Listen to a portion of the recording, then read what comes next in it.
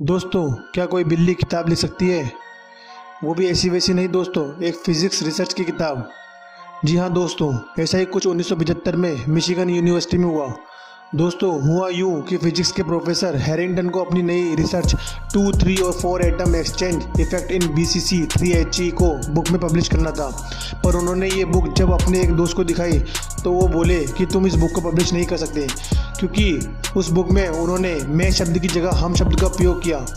दोस्तों, नियम के हिसाब से अगर बुक का लेखक एक हो तो मैं शब्द का ही उपयोग होगा। तो इसी वजह से FDC नाम की एक बिल्ली को इस बुक का ऑथर बनाया गया। तो दोस्तों, कैसा लगा ये फैक्ट? ऐसे अमेजिंग फैक्ट के लिए हमारे चैनल सब्सक्राइब करें।